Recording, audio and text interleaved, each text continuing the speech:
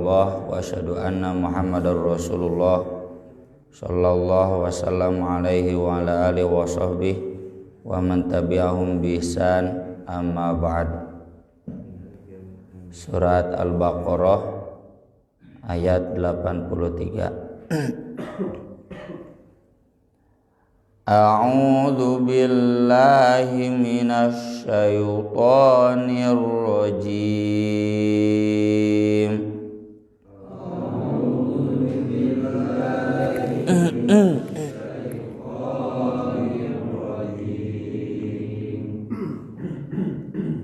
Wa idz akhadna mitsaqa bani Israila la ta'buduna illallah wa idz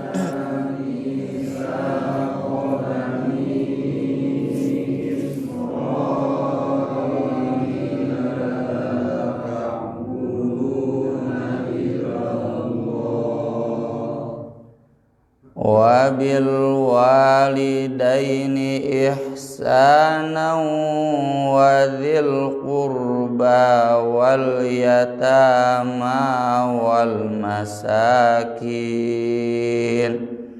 wa bil walidaini ihsanan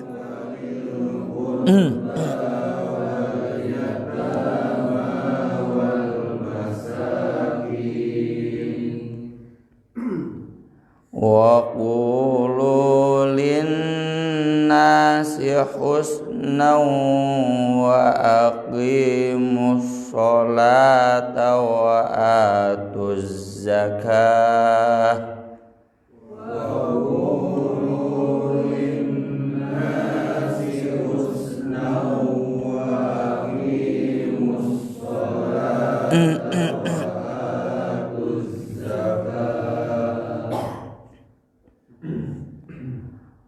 Thumma tawallaytum illa qalilan minkum wa antum mu'ridun. Thumma tawallaytum illa qalilan minkum wa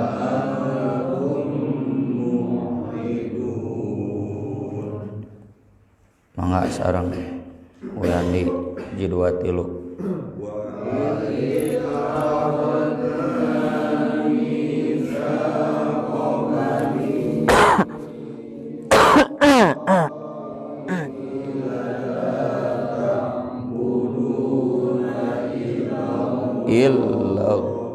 Illallah Wiyandi wa idh akhadna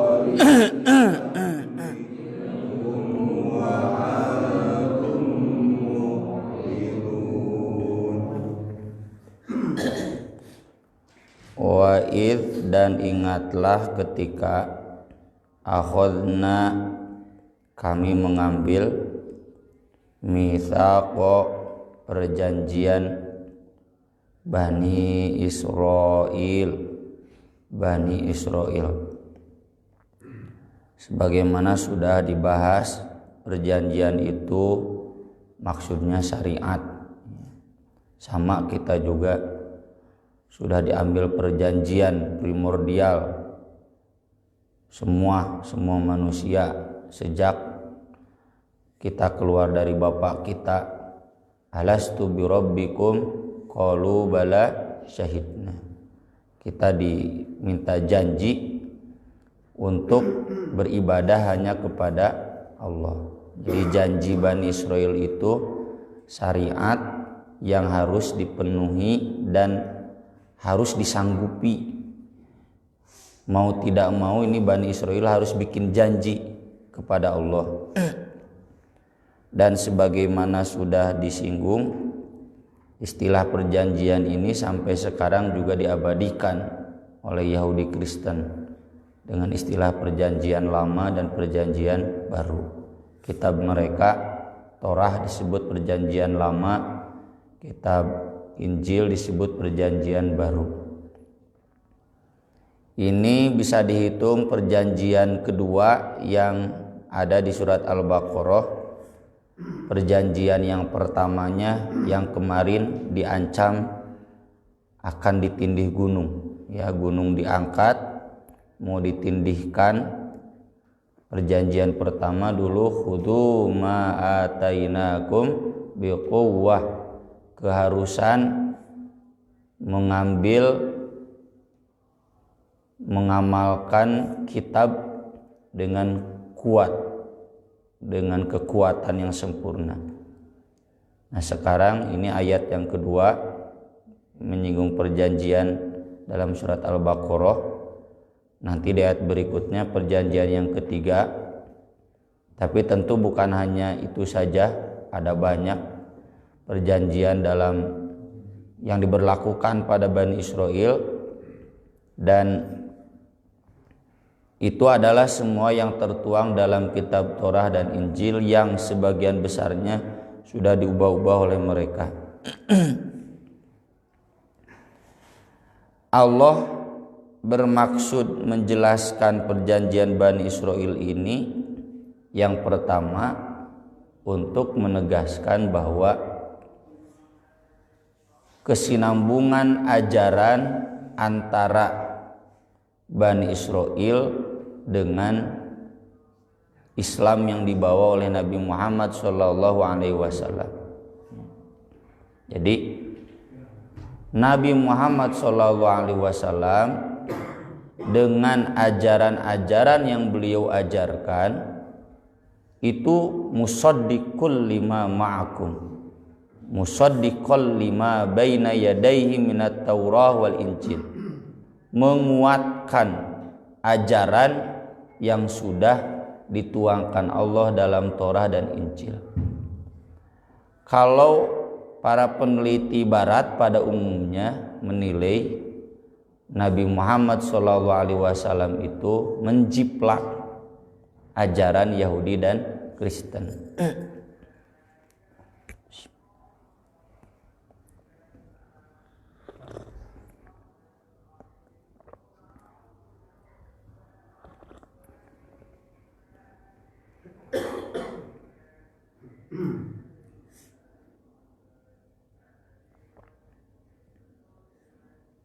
Karena mereka punya teori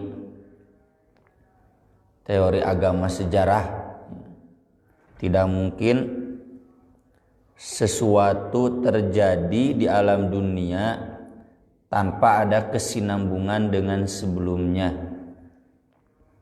Contoh, sepak bola itu ada, nggak mungkin baru. Pasti sebelumnya ada yang mirip, Karena manusia itu hanya bisa mengembangkan sesuatu dari yang sebelumnya ada. Itu teori sejarah seperti itu. Model baju seperti ini sebelumnya ada, cuma berkembang. Yang namanya sepeda motor sebelumnya ada, ya. Sepeda aya motoran, ya. Sebelumnya ada sepeda, sebelum sepeda ada, selalu begitu. Yang namanya teori sejarah seperti itu. Mustahil Nabi Muhammad SAW mengajarkan ajarannya di tanah Arab kalau tidak ada kesinambungan dengan sebelumnya. Maksudnya kalau tidak menjiplak dari agama sebelumnya.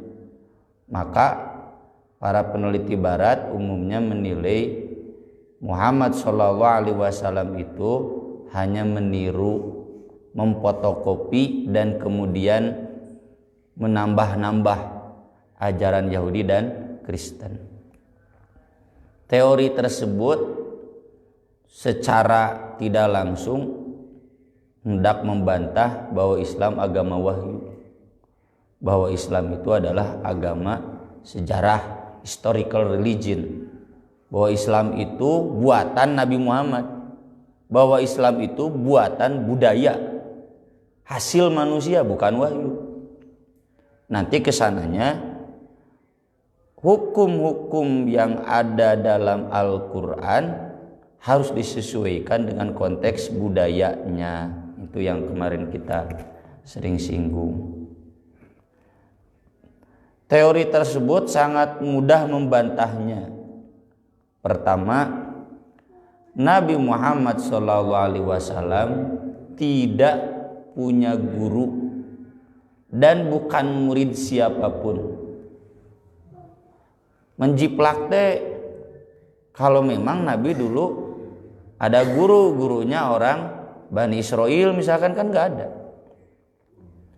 Yang kedua, Nabi Muhammad tidak bisa baca, tidak bisa tulis. Kalau sekarang saya bisa menulis misalkan dalam bidang filsafat karena bisa baca, dalam bidang hadis karena bisa baca. Baca dulu. Nabi Muhammad kan gak bisa baca, mau nulis gimana? Dan tanah Arab tidak tersentuh oleh ajaran Yahudi dan Kristen. Mekah yang ada Yahudi itu di Madinah. Itulah mengapa rahasia Allah menurunkan agama di Makkah. Dan peradaban Makkah adalah peradaban yang tidak pernah terjajah oleh peradaban manapun di dunia. Kan Indonesia mah pernah dijajah, ya. Semua negara pernah dijajah. Sedangkan tanah Arab zaman Nabi Muhammad SAW tidak pernah terjajah, meskipun di sekelilingnya ada beberapa imperium, ada Romawi, ada Persia, sebelumnya ada Yunani. Tanah Arab itu murni, nggak pernah tersentuh kebudayaan Yahudi dan Kristen. Begitu Nabi Muhammad lahirnya di Palestina, yang di sana sudah tersentuh budaya Yahudi, Kristen, budaya Romawi misalnya. Keharti menjiplak. Jadi kesamaan ajaran itu bukan Nabi Muhammad SAW menjiplak, tapi bukti kebenaran bahwa yang diterima Nabi itu wahyu. Bagaimana mungkin Nabi bisa sama ajarannya dengan ajaran Nabi Musa, dengan ajaran Nabi Isa, kalau bukan bersumber dari sumber yang sama, yaitu wahyu. Jadi fakta ini tergantung perspektif nanti, apakah menguatkan keberadaan Islam sebagai agama wahyu atau justru seperti teori barat, Islam teh agama buatan Nabi, buatan budaya, buatan sejarah. Tentu Al-Quran tidak mengarahkan pilihan yang kedua. Al-Quran mengukuhkan pilihan yang pertama tadi, bahwa adanya ajaran Al-Quran yang sama dengan ajaran nabi-nabi sebelumnya menegaskan kedudukan Nabi Muhammad SAW sebagai nabi, sama dengan nabi-nabi sebelumnya. Tidak bisa dikatakan menjiplak karena memang Nabi tidak belajar kepada Bani Israel dan tidak pernah diajari oleh Bani Israel. Bahasa Arab Al-Quran pun bahasa yang berbeda dengan bahasa Ibrani. Mungkin tumanya diajar ya kayak penulis hari ini, diajarna di barat, nulisna berarti bahasa Inggris. Kalau kayak Ustadz Abdul Somad Edi Hidayat pasti di bahasa Arab, kan enggak Nabi Muhammad itu bahasa tersendiri yang memang wahyunya diturunkan dalam bahasa Arab. Dan kefasihan Nabi Muhammad SAW menjelaskan ajaran Bani Israel itu juga sebagai bukti bahwa Nabi Muhammad menerima wahyu. Ya kan Nabi di sini menjelaskan apa yang ada di Bani Israel pada saat Nabi tidak pernah belajar kepada Bani Israel. Kalau saya misalkan tahu disiplin ilmu IPA, ya kaharti kalau misalkan saya pernah belajar di ITB, ya, di Unpad dalam masalah IPA, atau misalkan sekarang ada punya sedikit pengetahuan filsafat karena dulu pernah belajar filsafat. Mana mungkin saya tahu filsafat kalau tidak pernah belajar filsafat? Bapak-bapak kan bukan menghinanya, itu paham kan filsafatnya ada diajar. Ya. Seperti saya tidak terlalu paham logaritma karena tidak belajar. Seseorang paham itu kalau memang ada belajar. Nah ini Nabi nggak belajar Yahudi, nggak belajar Yudaism, nggak belajar Kristologi, tapi fasih menjelaskan syariat yang ada pada Yahudi dan Kristen. Itu juga jadi bukti bahwa Nabi menerima wahyu. Nabi Muhammad SAW adalah seorang Nabi. Di antara perjanjian Bani Israel yang dijelaskan di ayat ini, yang pertama, la ta'buduna illallah, tidak boleh kalian menyembah selain Allah. Jadi tauhid. Ini nanti yang kedua kan, apa urgensi Allah menjelaskan ayat ini di potongan akhirnya. Summa tawallaitum illa qalilan minkum wa antum mu'ridun. Kalau Yahudi Kristen sampai zaman Nabi Muhammad SAW pindah ke Madinah, itu kan baru berinteraksi dengan Yahudi Kristen. Di Makkah enggak. Yahudi Kristen selalu mengklaim rasialis, ya. Kami anak Allah, kekasih Allah, kalaupun masuk neraka gak bakaran lama sebentar. Nah dibantah ku ayat ini.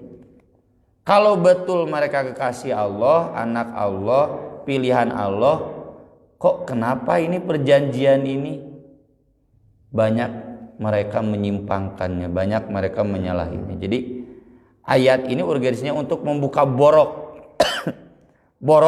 Bani Israel, cacat-cacat Bani Israel. Padahal jelas ajarannya tauhid, la ta'buduna illallah. Yahudi malah kemudian menuhankan Ezra dan menganggapnya sebagai anak Allah. Lain Ezra walian, lain Ezra Uzair di Al-Quran. Kristen lebih porno lagi, lebih mencolok lagi dengan menyembah patungnya. Yahudi mah mending gak menyembah patung, gak menyembah berhala. Kalau Kristen lebih mencolok lagi dengan menyembah berhala Yesus, berhala Nabi Isa. Itu pelanggaran besar. Jadi ini nyambung dengan ayat yang kemarin, klaim Bani Israel, kami mah istimewa kalaupun masuk neraka sebentar seminggu. Sudah itu nanti diganti sama umat Nabi Muhammad. Kurang ajar kan. Yang kedua, wabil walidaini ihsana, berbuat ihsan kepada ibu bapak. Ya, ihsan itu lebih dari adil. Lebih dari adil. Kalau adil proporsional, ihsan itu lebih dari proporsional.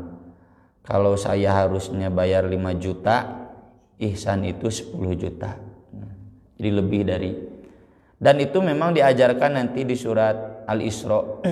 Wujud ihsan itu, orang tua itu meskipun salah nggak boleh ditegur, nggak boleh. Saya misalkan lihat orang tua saya salah, nya naudzubillah min dzalik dan misalkan tahlilan, nggak boleh. Saya zaman dulu di hadapan orang tua bermuka masam, panal, meski tidak di hadapannya. Doraka fala taqul lahuma uffin. Apalagi wala tanharuhuma, Udah saya bilang kan bapak itu tahlilan itu bid'ah, kok bapak bandel, haram doraka. Harusnya gimana? Wa qul lahuma qaulan karima wakhfid lahuma janaha dzulli minar rahmah. Kudu rengkuh, harus posisi badan kita di bawah orang tua. Orang tua duduk, kita berdiri nggak boleh, harus di bawah orang tua. Dan ngomongnya harus kariman. Kariman itu ibarat ngomong menteri ke presiden, meskipun mengkritik gak mungkin ada kata-kata kasar. Sebetulnya ada juga contoh murid ke guru, tapi ada murid ke guru oke tad tara nyebut usna tad we Assalamualaikum tad jika kasobat we.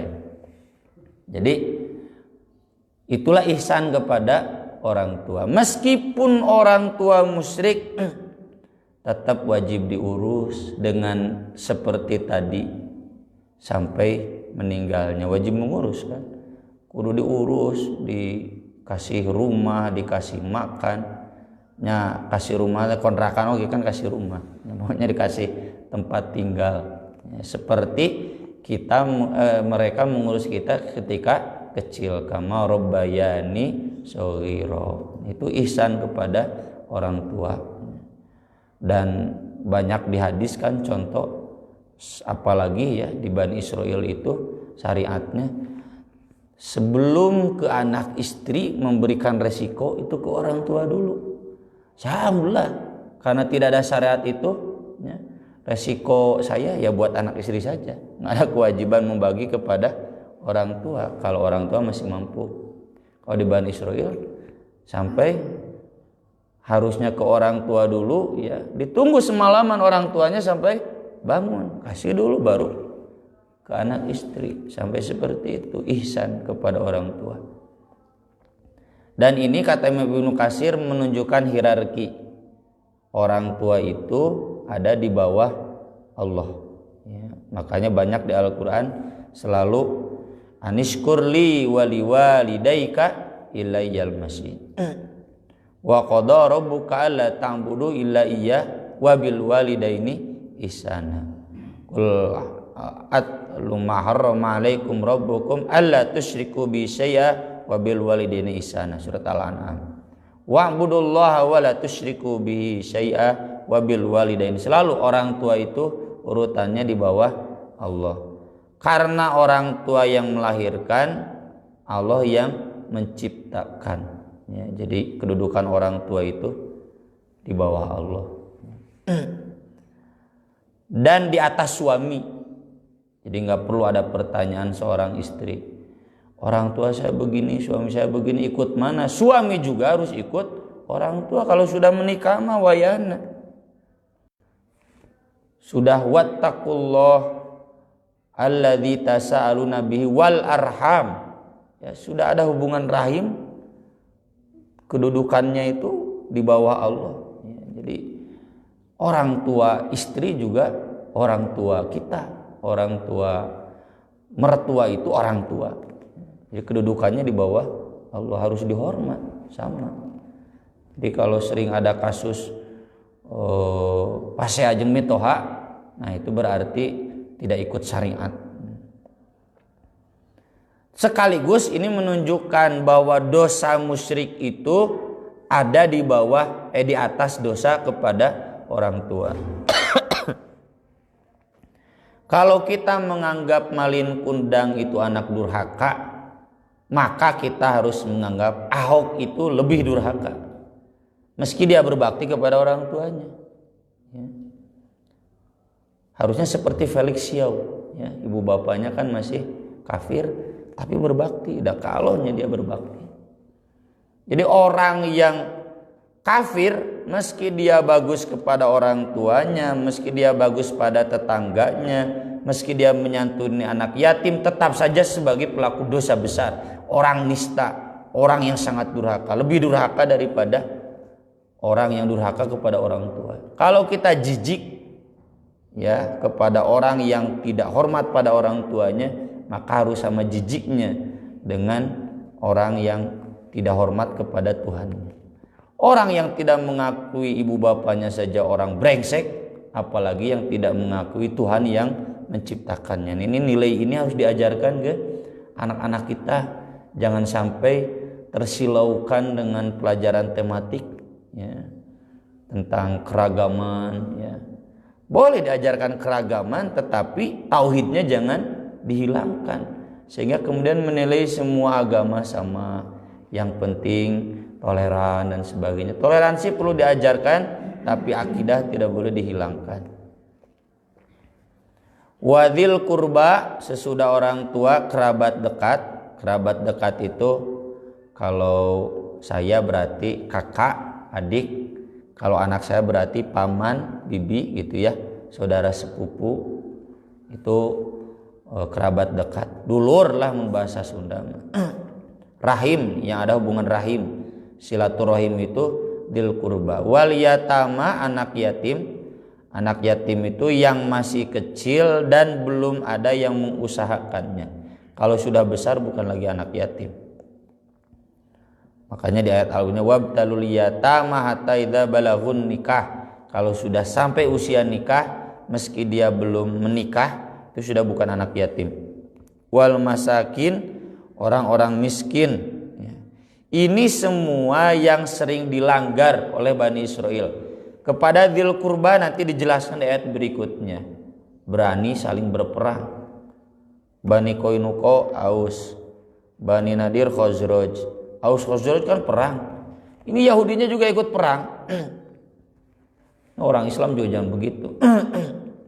Orang Islamnya di partai iya, orang Islamnya di partai itu. Pasya partainya ngilu orang Islamna pasya. Itu berarti mengabaikan dzil qurba wal yatama wal masakin dan seterusnya. Wa qulu linnasi husna, dan berkatalah kepada orang-orang yang baik. Yang paling utama kata Al Hasan Al Basri, wa qul linnasi husna itu amar ma'ruf nahyi munkar, sesuatu yang ditinggalkan oleh Bani Israel dan mereka dilaknat dengan sebab itu, sebagaimana surat Al-Maidah. Lu'ina Bani Israel ala lisani Daud wa Isa bin Maryam.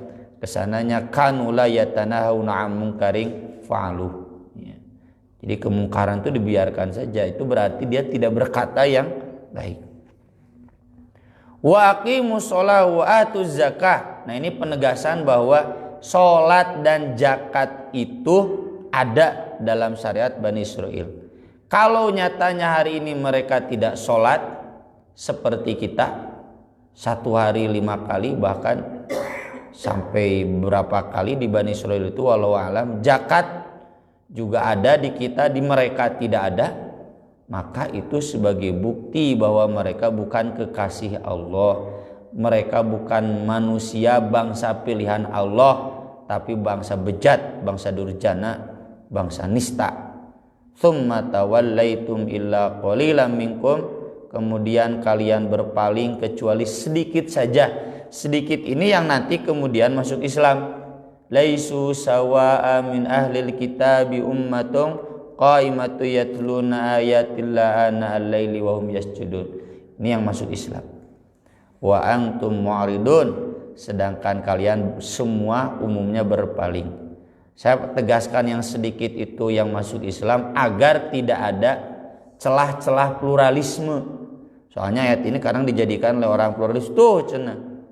Al-Quran juga mengakui kebenaran orang Yahudi, kebenaran agama Kristen tuh illa qalilam minkum, tidak semua orang Yahudi itu kafir. Ada orang Yahudi yang dipuji Al-Quran, iya, bacanya tuh tamat. Sambung dengan surat Al-Maidah, wa idza sami'u ma unzila ilar rasul tara a'yunahum minad dam mimma arafu minal haq. Jadi illa qalilam minkum itu yang mereka kemudian masuk Islam, bukan berarti orang yang tetap dalam keadaan Yahudi Kristennya. Biasanya diterjemah itu mereka para pendeta, biarawan, biarawati, nggak bisa. Selama mereka musyrik, mereka tidak la ilaha illallah, tetap saja mereka kafir. Tidak ada pujian dari Al-Quran sedikit pun buat mereka. Aqulu qauli hadza wa astaghfirullah li wa lakum, subhanakallahumma bihamdik, asyhadu an la ilaha illa anta, astaghfiruka wa atubu ilaik. Wassalatu wassalamu ala rasulina al-karim. Wassalamualaikum warahmatullahi wabarakatuh.